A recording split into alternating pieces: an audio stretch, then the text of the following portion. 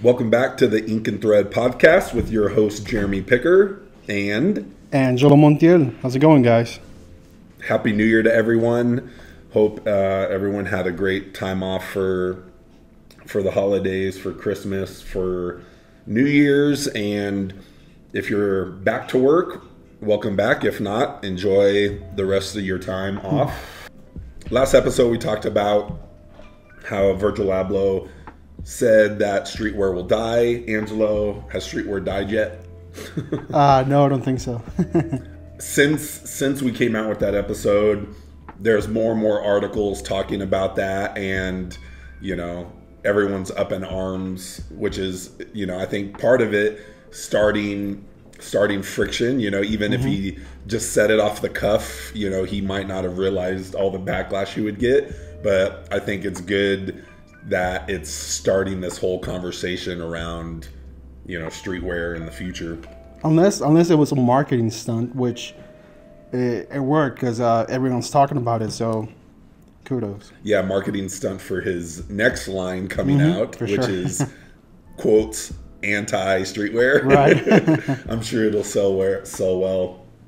So today we wanted to take this time and talk about a couple things, mainly setting goals, resolutions, and talk about how we do them here at Amber.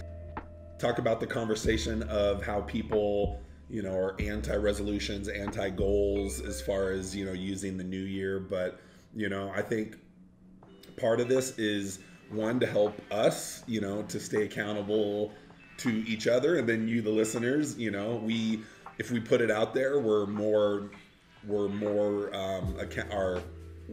accountable to actually get those done, and hopefully in 2-3 months we can ask each other, or our listeners can ask us how's that going, just to make sure we're on the right path, and then really to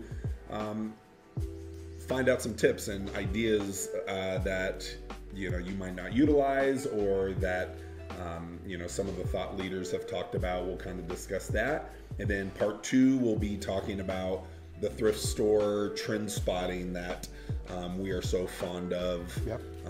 We started, I think you, Angelo, have always been doing that. I used to do it a lot the last couple of years because of the little babies. I haven't got out to the thrift store much, but it's something we both love, and excited to share our process when we go to the thrift store. Yep, for sure.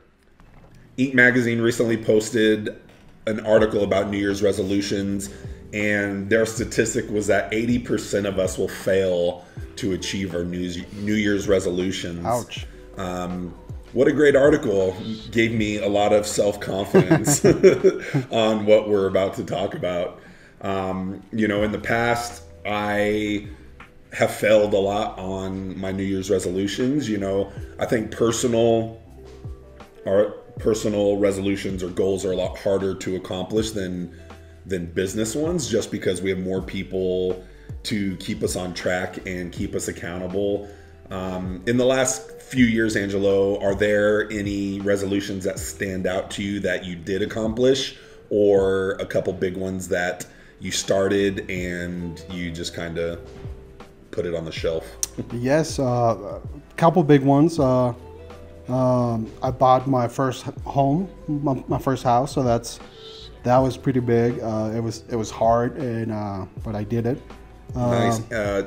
Kevin, can you insert cheers here? Or clapping from the audience? Thank you. And I also bought a car, so that was two major accomplishments, and that's awesome. Pretty proud. Yeah. What about you? Mine was a couple years to break that 2 million mark. While it is business, like, I live and breathe it, so it's not like there's a separation there for me. So that was a pretty cool accomplishment. And then health goals are ones that I started but failed tremendously. I had a lot more time when I didn't have kids, and again, it's an excuse I can make time. I probably watch too much Netflix at times. But you know, I know now that I have kids, like the health goals, I need to actually make it even more of a priority, since I started late, and you know, I want to live a long life. So those are things that are, well, the health and the eating right is on my list for this year. But I'm just trying to figure out how to make that work in my hectic lifestyle and when to do it. But it's definitely an important one. Yeah, really important. So the article goes on and talks about how you should create a word of the year that you live by. So instead of, I want to do this, I want to do that, I want to try this, I want to go here, is come up with like a word or phrase that is that kind of mission statement for the year. Interesting. And you know, instead of just task or just list, is what is that thing I'm going to write on the mirror or remind myself every day to accomplish. And I think that overall word or phrase is going to live throughout everything you put on your list. So just to share what we had at Amber back in 2018, I don't know if you remember, our goal was own it. So, you know, instead of when we had a small team, everything on my back to get things done, we set the standard to say, everyone, if you don't like something in the company, if you want to add something to the company, if you want to improve something in the company, we will accept that, but you have to own it. And so that was the word that we kind of had, or the phrase that we had in 2018. 2019 was launch it. So just owning it is, you know, we found out wasn't enough. It wasn't getting us to completion of the goals or the projects. And so launching it, and that's the hardest thing. And we talk about this a lot as creatives. We can start something, we own it, we have that discipline to build and create, but then the launching part, and then not only the launching part, the next phase of continuing it, that seems to be the hardest thing to see through. Yeah, I agree. On the launch it, you know, I think we did a lot of good things. We started pitches for clients, you know, instead of just waiting for a client's direction. We actually proactively took some of our larger clients and put what's trending, you know, how we see their brand, how their brand could look on different items, not only logo, but then also what we call, and you'll hear us say it a lot, is the lifestyle. You know, when you started the pitch, I think a year ago, how do you feel that has progressed over the last year and, you know, contributed to new business? I mean, I'm getting pretty good at understanding the client's needs, the look, you know, the vibe, the lifestyle, and it's pretty, you know, it's been a good experience. I'm learning to widen my design skills, you know, and we have pitched tons of incredible merchandise, and it's I feel like we've grown so much, you know, this year. So our pitches are only going to get better, and let's hope for some big sales this 2020, this coming 2020. For sure. And one thing you said is knowing what the clients want, and I think that's a big thing for designers especially, is they're usually pretty disconnected from the client. You know, a lot of freelancers, you know, let's say that design band merch, they get a brief and they submit a bunch of designs and they don't have that direct correspondent with the client, or they don't even, and I should say, they don't even know the audience very well. They're just trying to come up with a cool design.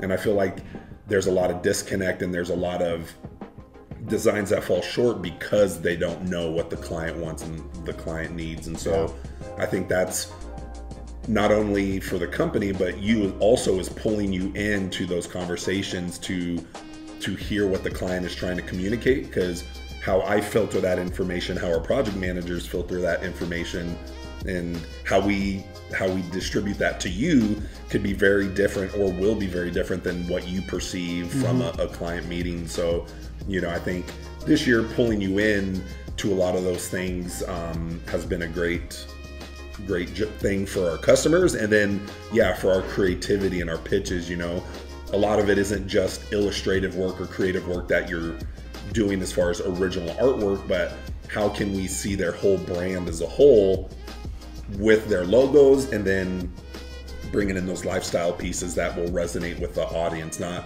just putting your brand on a mug just because that's what's popular, but how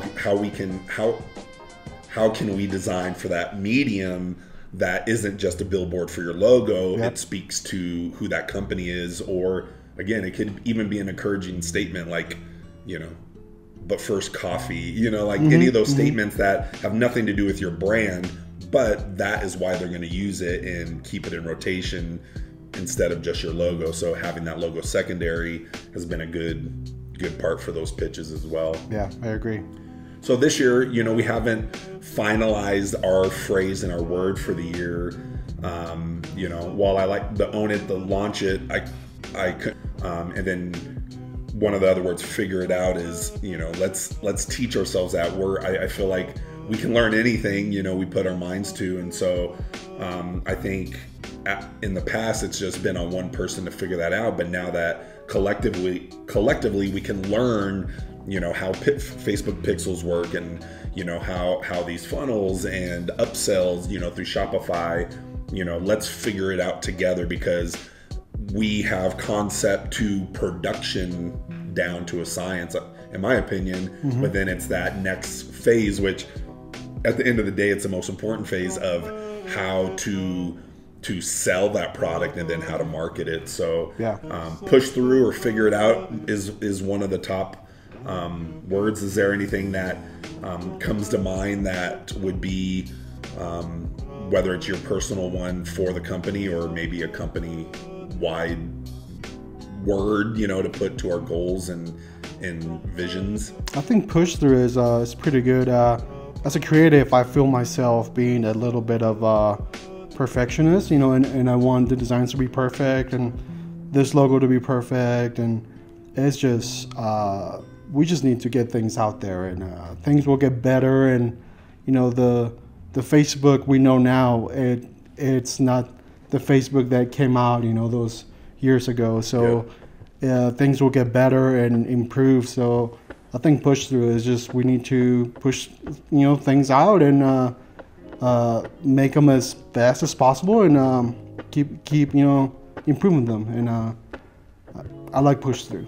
Awesome. Yeah, one of the things is we kind of talk about is plan, do, check, and adjust. So we can plan things out, but you have to do it, and then you check if it's working, and then you adjust it. I think that freezes a lot of people, is the fear of the perfectionism. But I think the perfectionism is an excuse to not do and not create action. So, I think embracing it's not going to be perfect. That's why business plans, a lot of people are for business plans and a lot of people are against them, because you're basically guessing. You have no idea what the company is going to grow to, or how your process is going to relate to customers, or how your products are going to get received. So you have to just do, knowing it's not going to be perfect, and then you see what's working, what's not working, and then you adjust to fix, and then it grows. And I think that's what builds confidence as well, is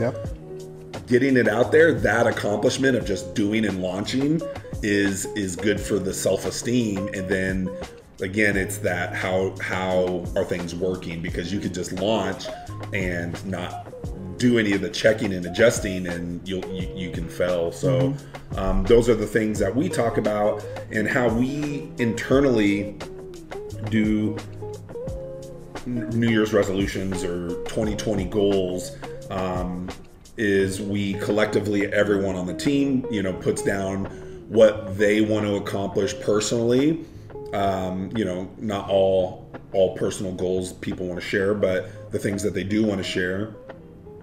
Goals for the company, for those that have been here a while, kind of have a better understanding than the new people. But, you know, I think the new people having that fresh perspective and not knowing the old way of how things were done, I think is really good for us. And so we have everyone just kind of bullet point and talk about how they can contribute to the company, and then, you know, how we can accomplish that. And so as we put all those bullet points together, we'll then go through and prioritize, you know, how does this kind of relate to our short-term, long-term goals, and then what is nice to have, you know, like a lot of things that at the end of the day we need sales. You know, we have to keep that revenue coming in, but then what are some new opportunities, what are some new things that we will figure out, and then we will add dates to the calendar. So what is a date that we think realistically we can accomplish those goals? And, you know, I think a few years ago we used to be too advantageous and like, you know, we want to accomplish this in 2 weeks and then this in 4 weeks, but then business happens and the heat of, you know, the t-shirt season happens, and so we end up pushing them off, and then the next goals kind of get pushed back. So, you know, one thing I think we've learned is being realistic. You know, I know that's helped with some of the art projects, but then also hurt, like, you know, our lookbook we started a year ago, and things got pushed and pushed and pushed. And for sure, which I think it's going to be a completely different look now. I mean, things have changed so much, you know, either from my end, you know, my experience, my outlook of, you know, fashion and streetwear. So it'll be different, but it will get done. Absolutely. It'll be so much different than if we would have finished it a year ago. I mean, just the design aesthetic that we had as a company from then till now, like, you're not seeing this, but this is an old mug that we did with our old branding, you know, very, very simple icons and repeating patterns. And then the one that Angelo's using, you know, we are bringing in textures and bringing in a little more experimentation with design. And, you know, I think we are starting to find our taste. You know, we are making a little more edgy, you know, and a little more design focused, because at the end of the day, you know, that's what we are. That's our foundation, is the design. So yeah, I'm excited to see how our lookbook will progress and accomplish it by what's our date for that? I want to say Q1, the end of Q1. I think it'll be done and go into production Q2. I like that. So in the end of March, please hit us up and ask us for a copy of the lookbook and put us to the fire. We are going to do our best to finish that. Yep. And then after that, setting those calendar goals, we kind of work our way back to create smaller milestones and check-ins to get us to accomplish that. So, you know, is it a weekly check-in that the team has with each other to say, this is what I'm going to work on for this week, instead of trying to go too grand. And that's what I think a lot of people stall is, I have this big goal, but they don't know how to get there. And it's like baby steps, you know, I need little wins to start growing that momentum. Start an outline, you know, task one, you know, set the template in place. So, you know, it's going to be different for everyone, but we found that is a helpful way to try to accomplish something big. You know, instead of trying to say, how am I going to get from here to there? It's those little in-between tasks or in-between accomplishments that are going to ultimately get you to that final goal. So a couple perspectives from the experts. Sir Richard Branson, he shares his 5 tips for making a list of goals, and we've kind of talked about some of them, how we do it, but he said, write down every idea you have. Again, getting it out, it doesn't have to be totally worked through. It's just an idea. Again, whether if you're actually going to do it, you just want to get as many ideas out as possible, because you never know from that exercise, that ideation, what is going to pop into your head, or if you're in a collaborative environment, what will spark the other person to come up with something different. Keep more than one list, separating goals by how manageable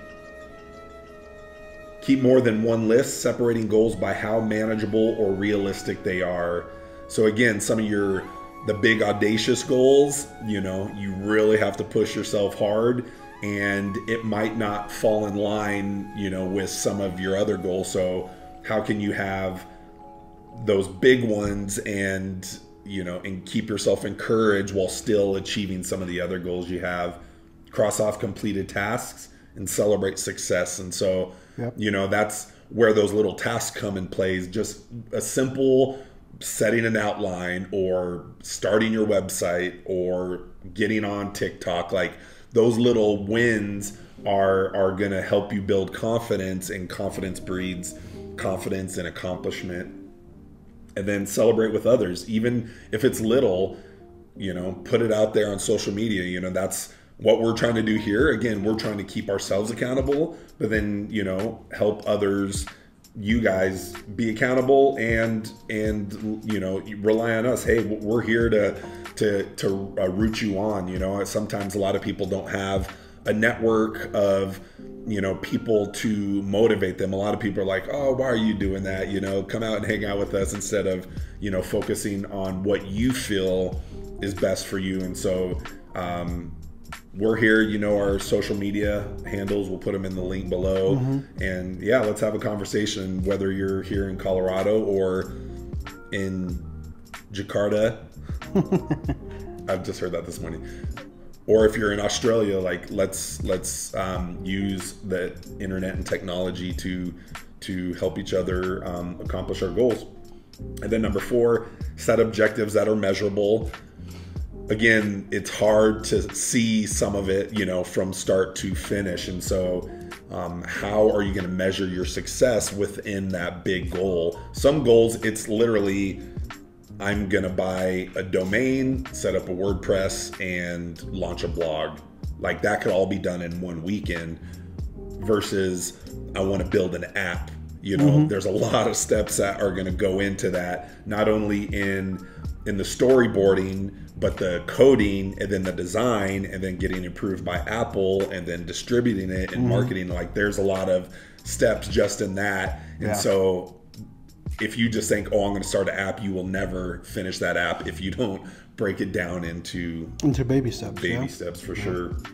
And then hit Richard Branson's 5th was share your resolutions and goals with others. Again, speaking them, just writing them down is good, but speaking them into the world, that is not only telling yourself and getting in your ears, there's all your 5 senses, just keeping it in your mind, it could easily get pushed off, but speaking it into the world, and then you hear it yourself, which keeps it in front of your mind, and then others are hearing it, and it pushes you to want to do it, because people are like, is this guy full of it, or is he actually going to do what he says?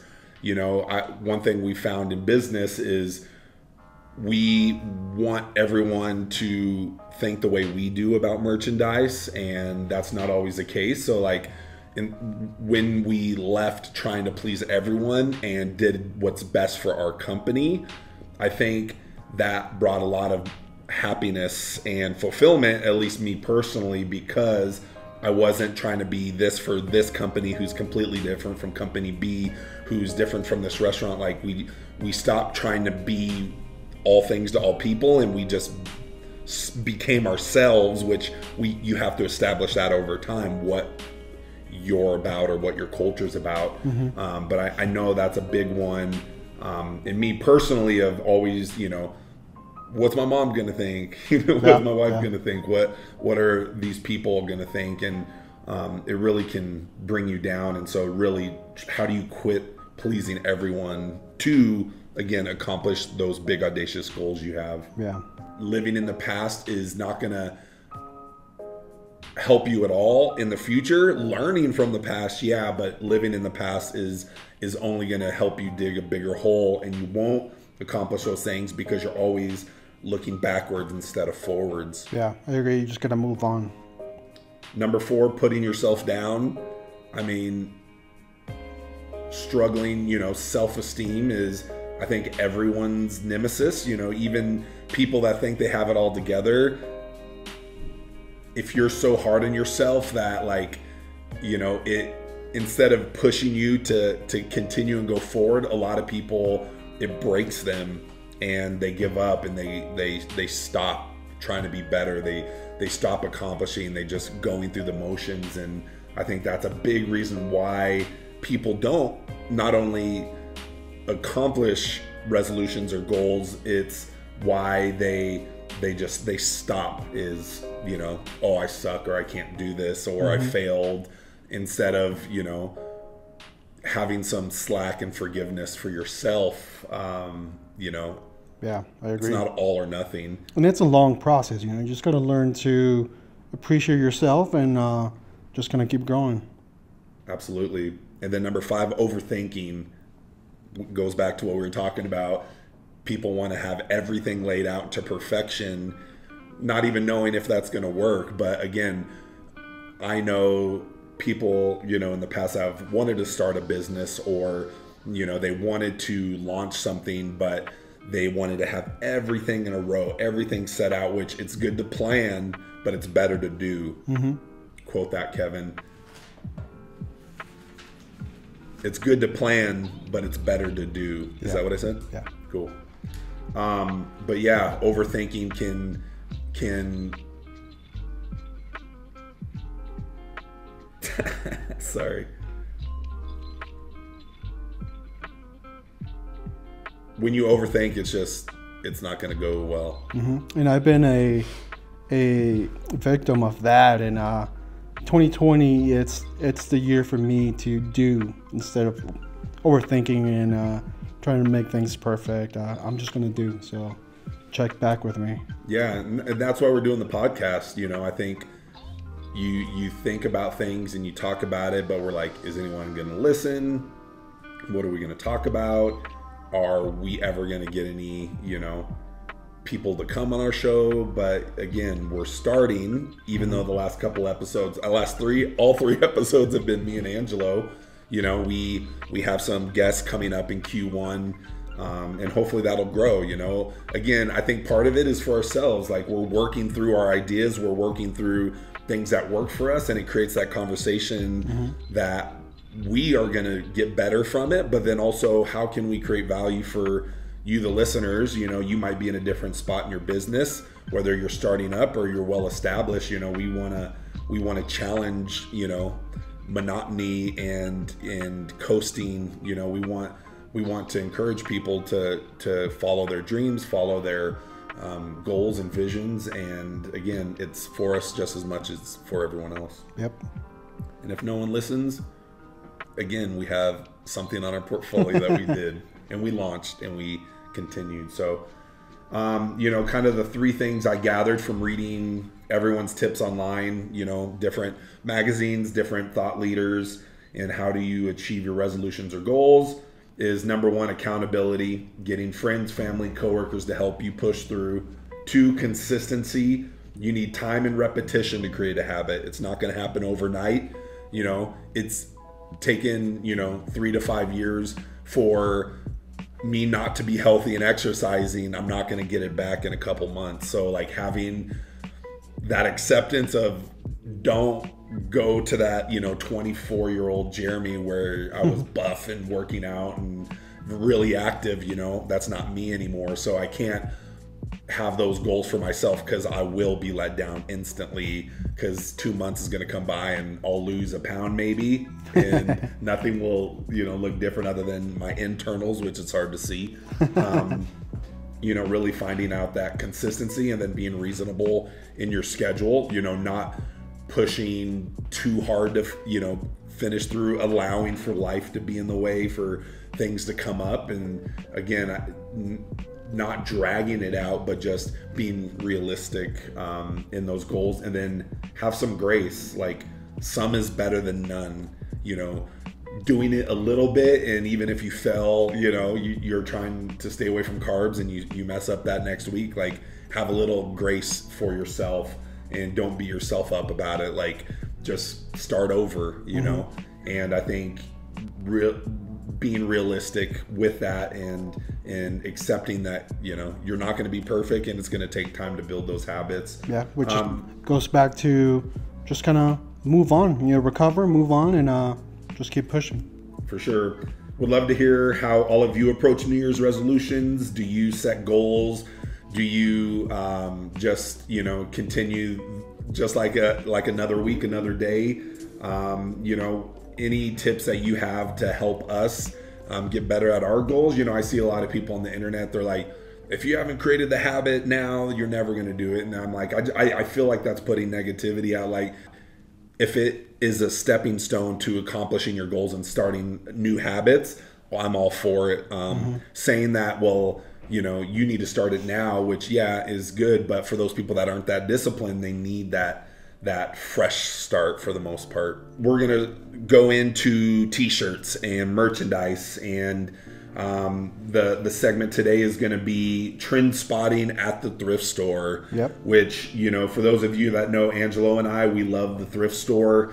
You know, we are trying to make it a habit every couple times a month, at least as a team, to go to the thrift store. I know, Angelo, you do that a lot on, you know, weekends or after work. But you know, for us, the thrift store has a lot of things beyond just used merchandise, and so we kind of broke down our 3-step approach to going to the thrift store, not only to give us some purpose, you know, so we're not just going and spending money and, you know, just looking like window shopping. We have a 3-fold approach, and we want to share it with you guys and gals. Number 1 is to find cool pieces that we can resell.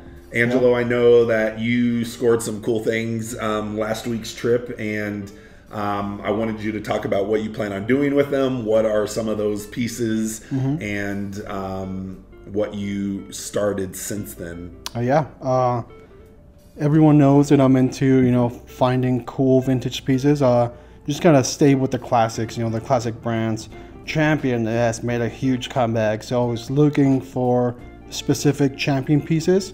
And you know, Nike is always a popular brand, Ralph Lauren. So those were the main brands I was looking for. You know, something cool, unique, and popular, and something that I can put on online. I just opened my eBay store and trying to sell some of those pieces, and also an Instagram page where I can showcase and kind of show the world what I found, and hopefully, you know, get some sales out of that. But you know, most of it is just, I like it. It's fun to find cool pieces and show the world what you found. So it's cool. What's the name of your new Instagram account so people can go follow, and we'll link it in the comments below? For sure. Mile High Retro Supply Company. We talked about, you know, doing things and launching, and I actually made the logo last night. I was, you know, looks rad. Thanks. Something, you know, something came, you know, to my mind, and I couldn't stop thinking about it. So it was late. I was tired, but I just did it. I did the logo and made the Instagram profile, and it's looking pretty cool. So I'm gonna take some photos of what I found and post this week. Awesome. If you all are liking Champion, he scored some really cool authentic vintage crew neck sweatshirts, so he'll post those up. And so for me, in the past, I used to buy and sell vintage t-shirts, and this is when eBay was a little newer and the pricing wasn't as crazy as it is now. I used to go buy lots, LOT, of vintage t-shirts, and I knew a specific brand. It was called Velveteen, and I'm really surprised a lot of these vintage stores, not the thrift stores, but you know, the vintage stores are what's another word that people call their, like the resale or the second hand? Or it's a little more expensive, a little more curated than A what? A boutique? Yeah, so like, you know, a vintage boutique type of thing. Or a consignment store? Yeah, or consignment, like a few of those that are a little step above in the pricing. Premium. And premium, yeah. When I ask them, you know, do they have any Velveteen, a lot of them have never heard that brand. So first off, any of you out there, you like vintage t-shirts, check out Velveteen. It was a brand in the 70s and 80s. It's no longer around, but they made some killer vintage shirts. But yeah, I used to buy and sell, like buy 10, 20 of them and then resell them, you know, for $5-10 each. And back then, you know, I was making a little bit, but it was more, again, for the hunt. Yep. I would keep the pieces that fit me and then sell the rest. Now eBay, it's just overpriced in my opinion. So I'm not going on there unless I really need something. But yeah, the hunt of that. So us finding the cool pieces and reselling. Which is good for us, because that means we can get much more money out of a piece than before. So if people are, you know, willing to pay for it, then good for us. Yeah, and so a tip from Gary V, because he likes to go to yard sales and estate sales. When you go to eBay, go to the advanced filter section, and you can only see posts that have sold. And that way, you know, you're not looking at what people are posting it for. It's actually what has been sold recently. So that can help you really gauge what price that item's going for. Yep. Number 2, we study vintage tees for cool colorways, you know, how they were printed back then, and then how the garment wears over time. And so that's the fun part of trend spotting, not only just trends, but just, you know, we love the vintage look. And so how can we see a lot of those pieces, and some of them we end up buying to bring into the studio here, to see how can we replicate that now? How can we take how that shirt has washed, been 1,000 times, how the ink is cracked, or how, you know, part of the ink is completely coming off and it leaves kind of that shadow of the underprint. Yeah, the underbase. Yeah, so how can we replicate that? So we recently bought a vintage shirt, and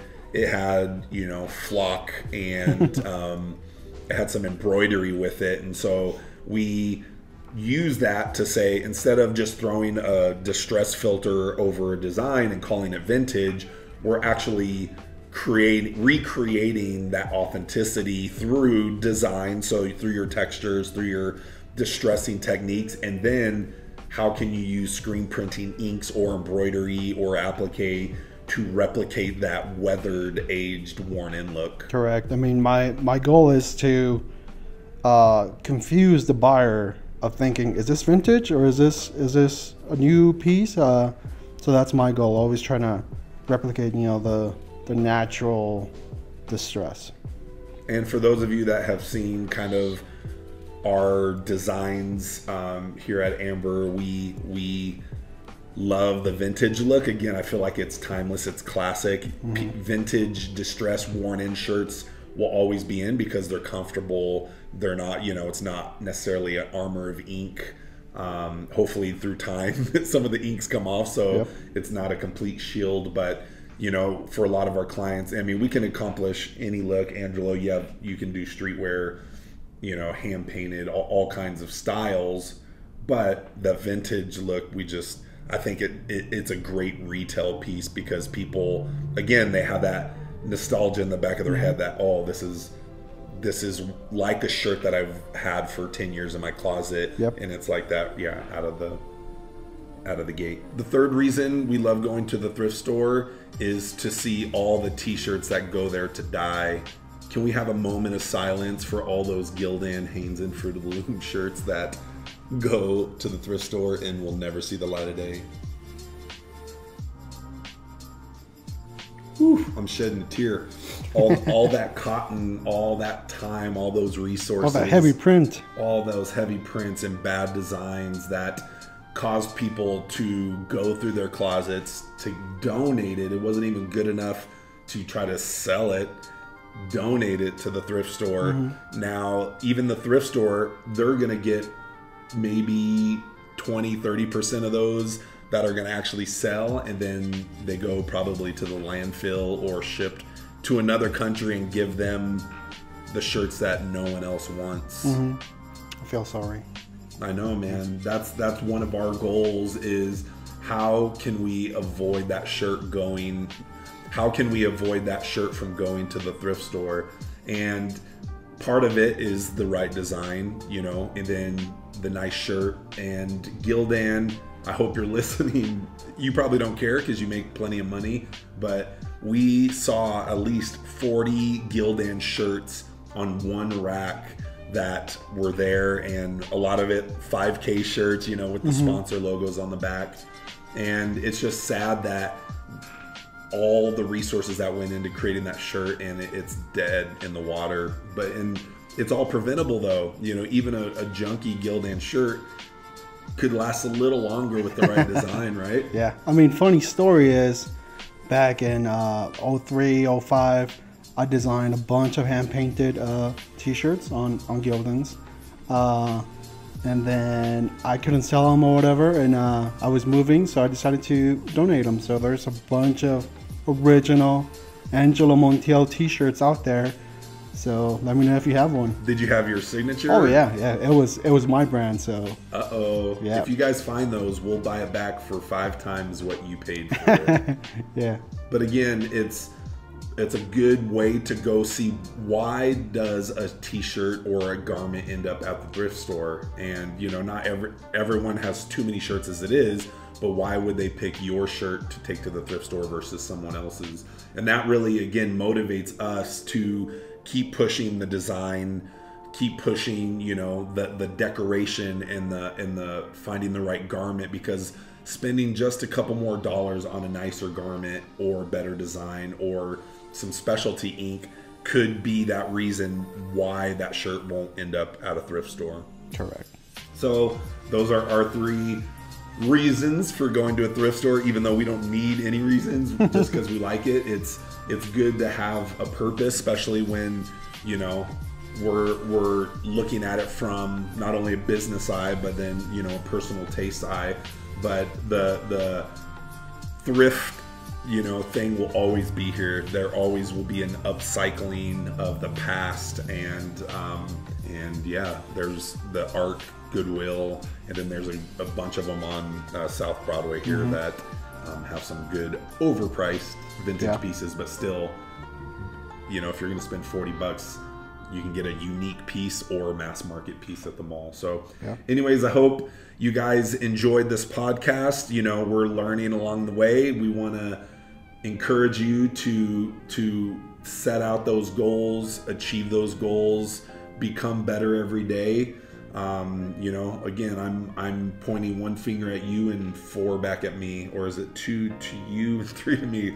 One of those. Either way, we are excited for 2020. We are wanting to bring more and more value. We're going to bring in guests that will help you learn more about the merchandise, design, and apparel industry, sourcing. You know, we'll bring in manufacturers on how they wish their clothing brands or companies came and approached them and what they want out of a client. And so we're gonna try to post one every week at a minimum, and hopefully you will love this podcast. Give it a like or a share on SoundCloud, Anchor, Spotify. We're working on iTunes approval.